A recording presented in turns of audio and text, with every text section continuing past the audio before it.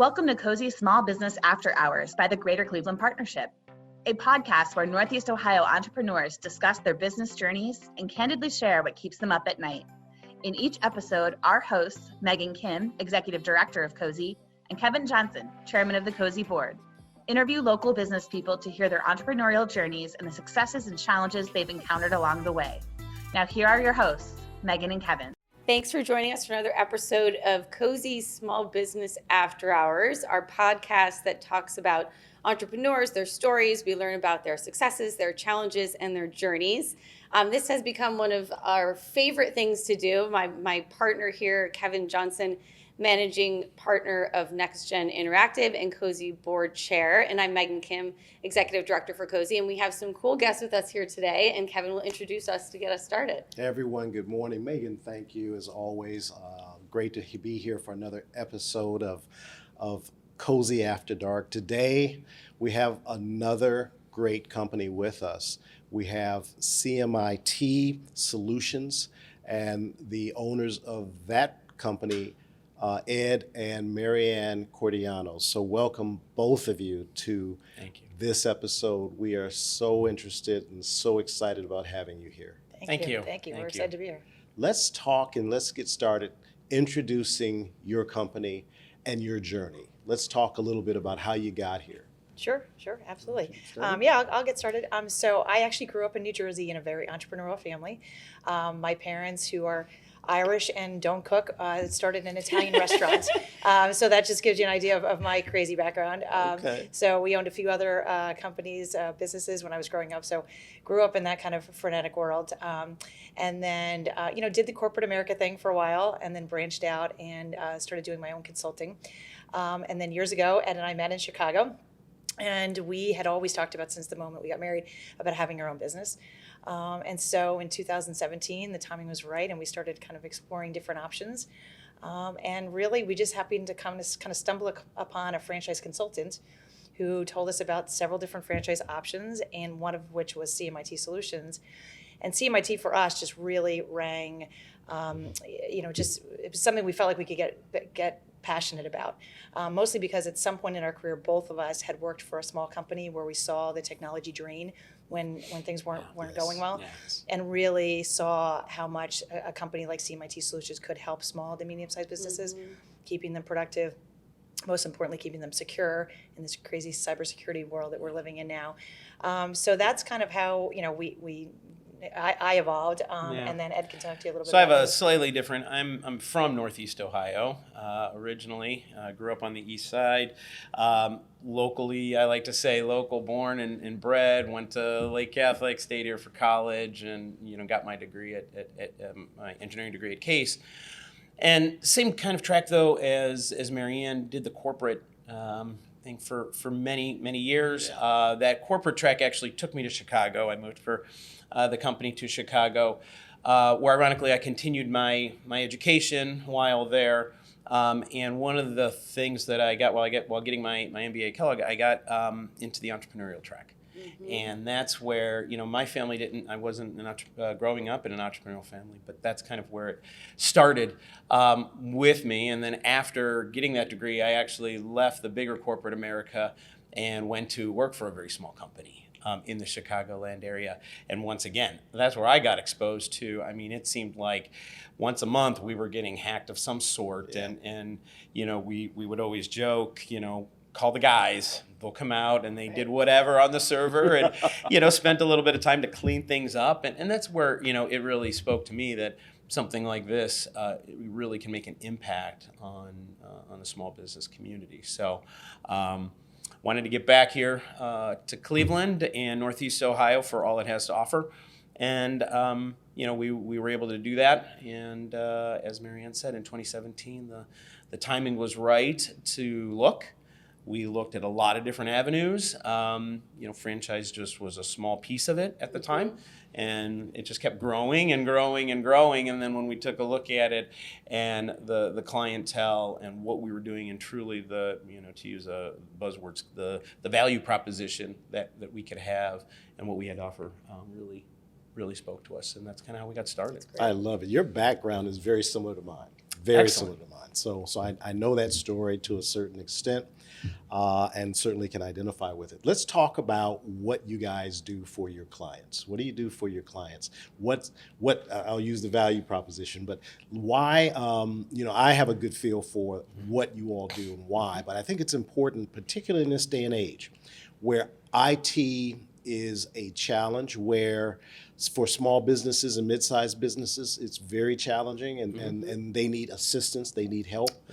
And you know what? They don't make IT, but they run on IT, right? And so completely managed IT, CMIT, is in my mind, ideally positioned. Talk a little bit about that. I'll get started and then I'll let you fill in. Okay. But yeah, certainly when you look at it, the small to medium-sized businesses, we have a little, tagline, we'll worry about IT so you don't have to. Right.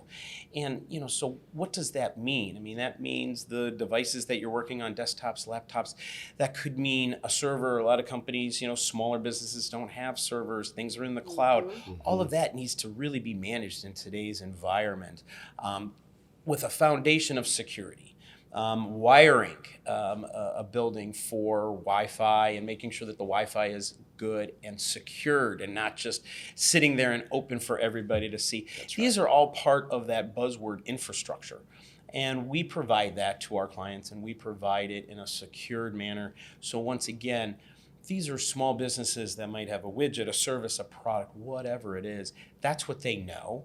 But in order to get there, in order to grow, they need a secured computer network system of some sort to do that, and that's what we provide. Excellent. And what's interesting about that is, how do you sell small businesses on that? Because we've tried to offer all kinds of cyber things, and a lot of times it's like, that's not going to happen to me. And until it happens to you, then it's not something that you look into. So how do you help businesses understand just how important that is? Yep. I'll take that one. Yeah, I mean, we heard the head of the FBI speak at something recently, and the topic was cybersecurity and for small businesses. And the basically was there's two types of businesses: those who've already been hacked and those who will be hacked. Right. And really, it's not a matter of if, it's a matter of when.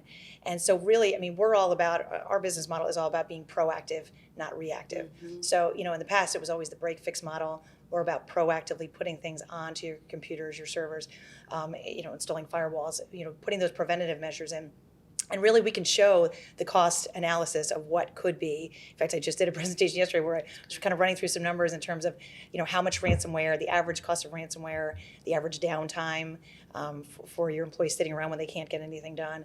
And so it's really staggering. I mean, the cost of cybersecurity seems high to a small business. But the reality is what it could be. I talked about the 3 R's: the cost of remediation, bringing in a company like ours to have to fix it after the fact, the cost of the revenue loss while your employees are sitting around not able to work, and then your reputation loss. Once your clients and your customers find out that you've been hacked and their information was potentially compromised, they tend to want to go somewhere else. So it's just a matter of educating. And to also answer and to expand on that, quite simply, we can't answer that question for them. If it's a company that doesn't want to take cybersecurity and make that an important part of their business, we're not there to sell them on that. We're not there. I don't know what their P&L looks like. I don't know what it means to them in terms of dollars and cents if they're down for an hour, a day, a week. I don't have that. Only they have that. And so we're not there to sell them on that. What we are there to do is to say that should certain things happen, you could be down for here. So we're all about business continuity, providing the right, a lot of people don't even understand, I don't want to say understand, realize the importance is probably a better way to put it, of a good backup and a redundant backup, I know you don't want to sell on fear. That's correct. You don't want to sell Absolutely on not. fear. But there is a fact, and the fact is simply that for small and mid-sized businesses, a lot of them don't recover from a hack. Oh yeah. They literally die. They don't. Yeah. They don't. So that our recovery doesn't take place. Right. That resuscitation, they don't recover. Right. Yeah. And so it is as important or more important for small and mid-sized businesses than it is for large businesses. Absolutely. So one of the ways we try to talk to this is say, look, when you start your business, there's no way in the world that you're not going to have some type of digital interface whether it's a service business or whatever. Correct. Right. So as you think about your accountant, and you think about your attorney or attorneys, you might have one for for employees, you might have one for other issues. So you need to think about your IT Absolutely. Right. at the same time. It is just as important. It will take you out just as any of those other things will take you out. Correct. Absolutely. And so that's the criticality of it. And I love talking to a business who specializes in that, because a lot of there are two issues. Do you know you need it? Do you know how to get it? Right. Right. Exactly. Right, yeah. Do you know how to get Right. it? Who's in that game? You know, a Yeah, lot of and- people talked about the three-legged stool, you know, when you start a business, right? You know, legal, accounting, and then it kind of gets a little, so that's why we've kind of talked about it in four, insurance and IT. Right. You know, any more cyber insurance is growing out there. Yeah. And why? Expensive. It's expensive. And there's another piece that, you know, we can support our clients. Yes, it's expensive, but when you actually take a look at it, some of the insurance companies, they're going to want to see some of the stuff that we're providing Right. to our clients. They're going to want to see our clients, do they have that? I can't tell you how many times we've gone into existing clients or prospects or whatever. They get these questionnaires from their insurance companies, and the answers keep going, I don't know, I don't know, Right, I don't that's know, right. I don't know. That's right. Right? And so they look at us and they just say, you know, can you help? And the answer is yes. And we go down and it's like, okay, today, yes, no, and can we do this? Yes. Do you have it today? No.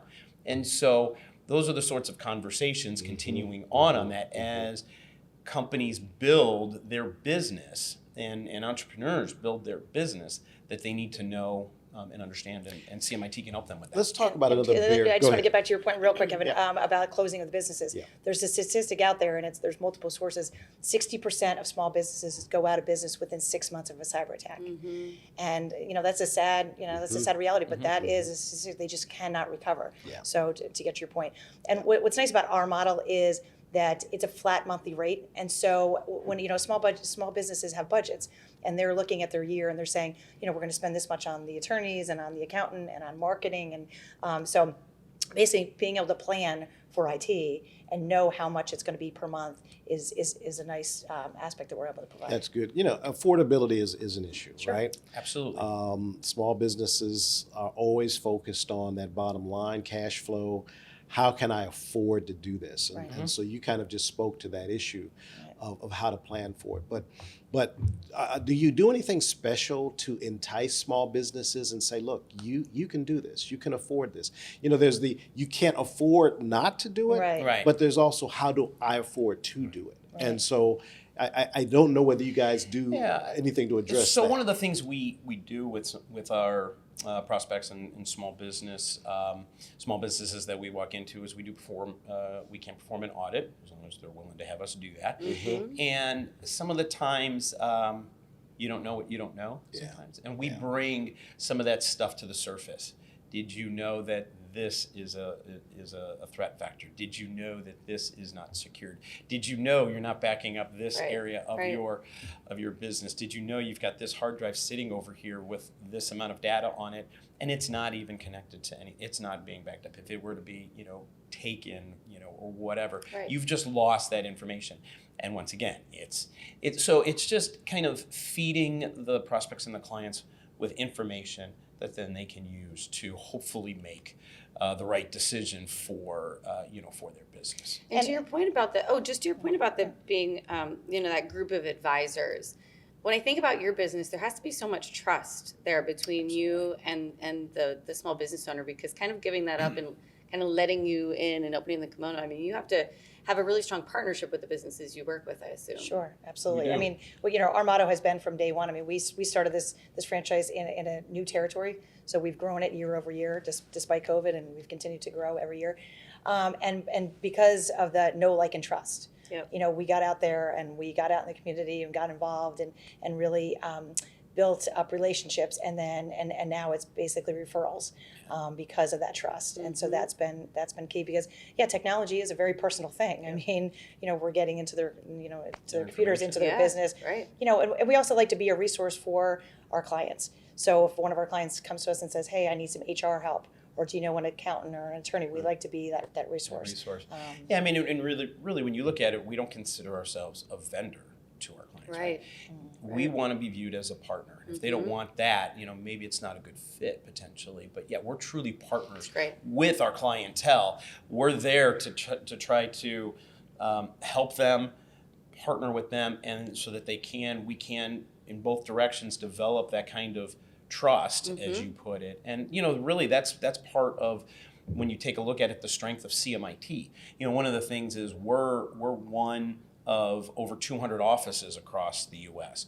But one of the things that makes us unique is we can, as our clients grow and potentially, open up other offices throughout, the U.S., we can still be that outsourced IT company that can support them no matter where they go. Then once again, we've already built that trust and that partnership with them, and they know that as their business grows, we can grow with them. You mentioned COVID.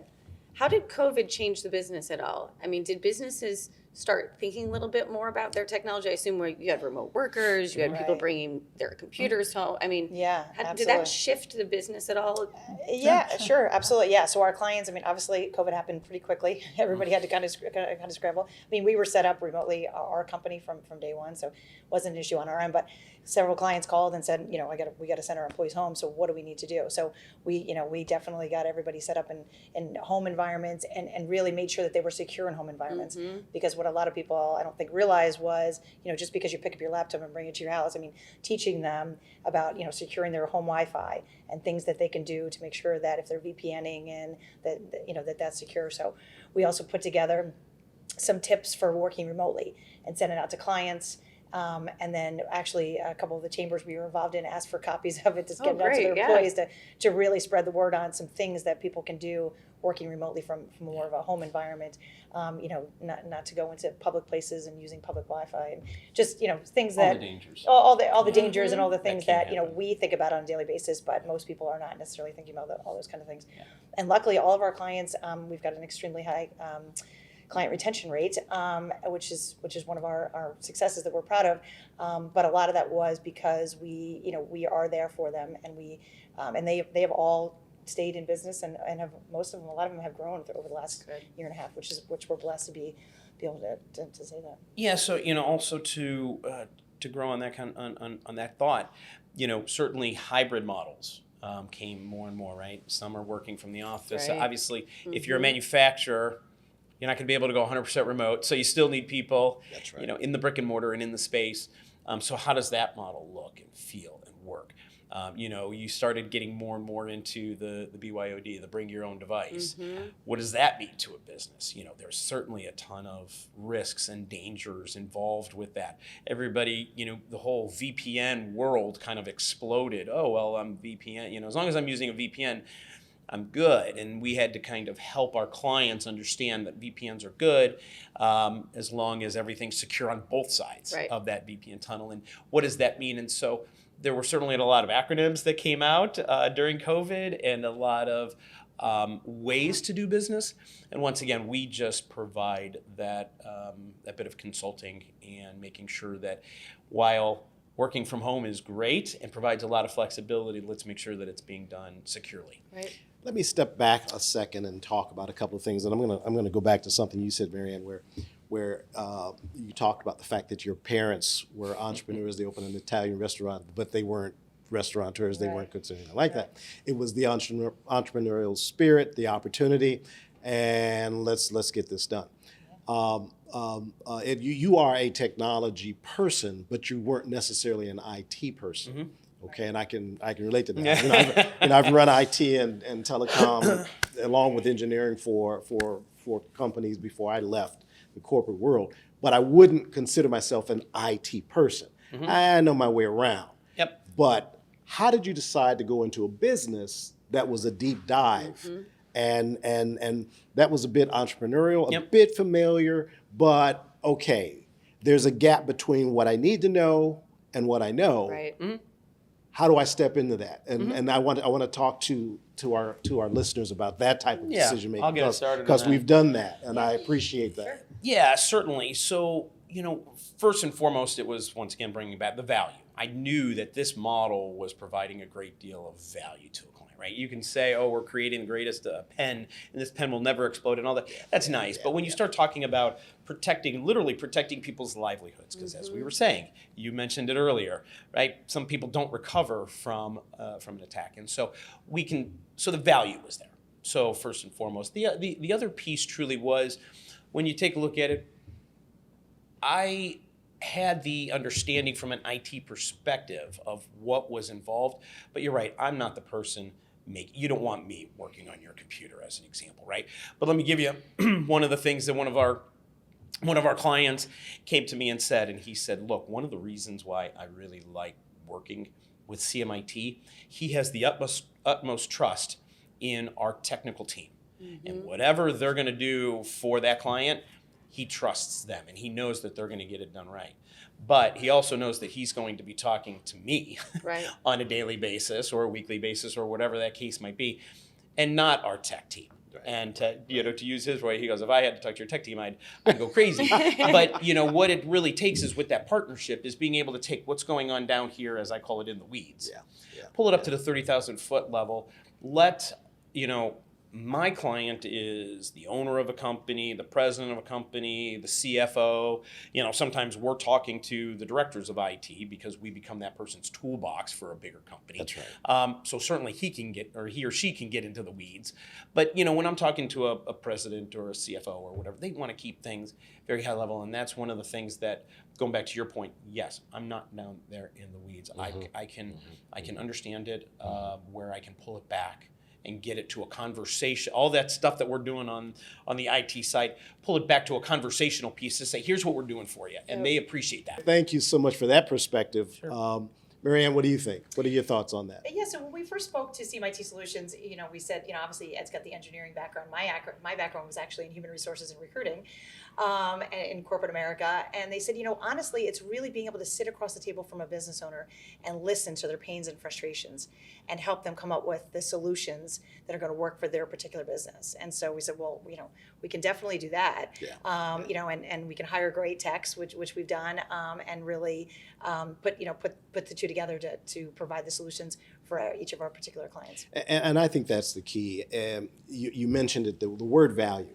If you are able to ascertain an area of value and growth, then that might be an area that, as a potential entrepreneur, you might want to consider going into. And that's what you did. Right. You understood the value proposition, you understood the future, you understood the concern that any business owner is going to have, and thought, you know what, this isn't going away. This is only going to grow. Right. I think I need to get in on this and figure out how to build a business because this is going to last for quite a while. Right. And it's going to last for a long time. Correct. So congratulations on your vision so many years ago, and understanding that this is the place. This is the place to be, and that it is for business owners. It is part of that stool, and your stool needs to be 4 legs. There's no doubt about it in this day and age. And I'll throw one other thing out there that I think is critical. Look, small businesses and mid-sized businesses may not understand, but what happens with us is that we are what I call low-hanging fruit to the criminals out there in the cyber world. Yeah. They go to the big companies. They got to work hard to get in there, and then they get in. If they get in the wrong place, they might get chased by who knows, FBI, NSA. Occasionally, they get caught. Small businesses, I love it when the federal government, whoever, goes after them and gets them. Right. But I only look at that and go, that makes me more susceptible, because they're going to come after me, because the federal government's not going to protect me the way they protected, this big company out here. So your space in this place is critical. It's critical to small and mid-sized businesses. I'm so happy you're engaged in this, and I hope that SMBs, small and mid-sized businesses, understand that this is not an option. This is a necessity. Absolutely. Yeah, it really is. And the other thing I would ask you, just on a totally different tangent, is So you have now created like a family business, and Sure. you guys are working together. And I always ask Kevin about this too, because Kevin works with his wife as well in the business. So how's that unique. experience been, right? I mean, people ask us that all the time because they're like, "You work with your husband?" There's one key, and I'll let Mary Ann fill Yeah, that in. well, yeah, from day one, separate offices. Separate offices. And we realized about, within the first year, kind of our lanes. Yeah. When we first Critically started, we important. were both working on kind of everything, and just Yeah. trying to, Yeah. get clients. And then you start realizing, like, okay, you're better suited for this, I'm better suited for this, and we really try to stay in our lanes as much as possible. There's a little bit of crossover there, but I mean, we came from bigger businesses, understanding, structure of an organization, right? When we got started on day one, no idea. No idea how we're going to build our company and how this is going to, so shotgun approach a little bit, right? Just get what you can get and just go after it. And then as Mary Ann said, over time, months in, whatever. So it's not, to the other entrepreneurial individuals out there, I mean, it's not going to happen overnight. Right. You're going to grow into it, and, you're going to, as Mary Ann said, understand who's better at what, where certain lanes are. We have respect for those lanes then, and then understand, gosh, you're so valuable over here, and you're valuable over here, and we just find those lanes and stay in them. Yep. Stay in them. Find 'em. Respect the boundaries, That's right. et cetera, et cetera. That's right. That's exactly how we did. We really leveraged our corporate experience and understood role, structure, responsibility, and then we kind of went another direction too, which is, what? I need to start my own technology business over here. So we did that as well. So we actually bifurcated whatever, and it has worked out fabulously well. And so I get it, and I think it's a good arrangement when it's done well. Yeah, I think it's a great arrangement. Absolutely. Absolutely. So kudos to you all for pulling it off. Thank you. I think it works good. yeah. And so we're getting towards the end. And so my last question for you guys is, what advice would you give to somebody else who wakes up and decides, I want to start my own small business today? What advice would you give them as you've learned along the way? You want to go first, or? Sure. I would just say, be honest with yourself, and know whether or not you really are suited for that, because everybody kind of sometimes gets that. I hate corporate America. I want to go do something different. So just knowing, because as a small business owner, you wear a lot of hats. People will say, "Oh, I want to get out of corporate America because I don't want to work as many hours and I don't want to be stressed." And I just start laughing. And I go, "Well, what do you think small business is You're going to stay where you are. It's just a different kind of stress, Yeah. and probably more hours. I mean, they're your own hours, so there's the flexibility there. But and then finding something that you can really be passionate about. Because I think this would be really hard if it was something that we weren't passionate about. And growing on that, and what you were saying, earlier, Kevin, about finding the fact that is this a good fit for us based upon our backgrounds and things like that. I also had to be honest with ourselves too, and say to myself, can I have fun doing this? Is there going to be fun in this? Certainly, I can add value. We were able to check that off the box, no problem. Right. But then there was certainly soul searching.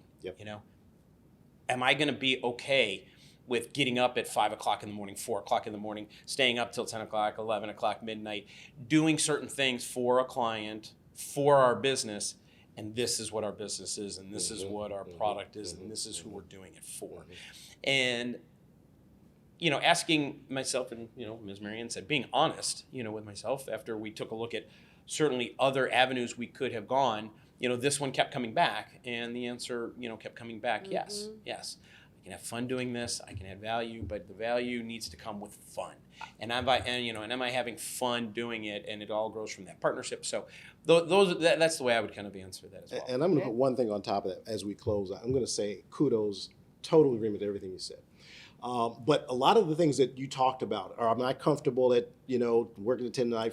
We did that in corporate America anyway. Right. Yes, that's We did it in corporate America That's anyway. right. So, That's so right. It was for we somebody do it for else. ourselves. Yeah. Right. The other issue that I think is important, because fun is critical, but I've seen people do this and they say, I want to do my own business with it. I would always caution, excellent, go for it, but consider what the margins are in the business you want to go into. Yes. Yeah. Because a lot of people are frustrated. They're doing what they want to do, but they're not really making any money. Right. And so you got to understand and take a look. You have to at least have your business lens focused enough initially on, is that business going to, if I'm successful to the degree that I think it, what do the margins look like? Right. How much money I'm going to make? Right. Because at that what's point, the profit?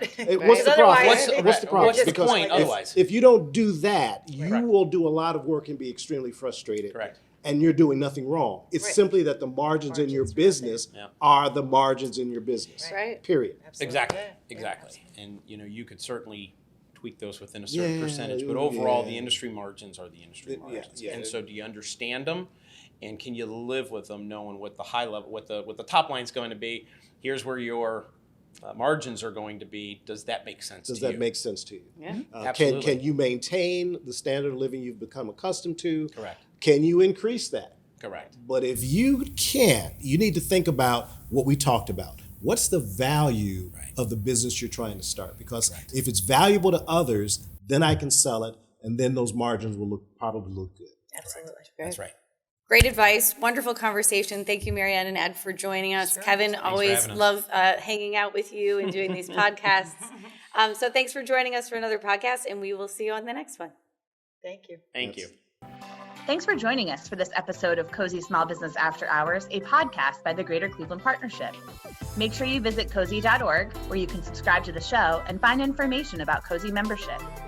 And follow COSE and the Greater Cleveland Partnership on Facebook, Twitter, LinkedIn, and Instagram. Special thanks to our sponsors dedicated to supporting small business: Minutemen HR, Medical Mutual, and 1-888-OHIO-COMP.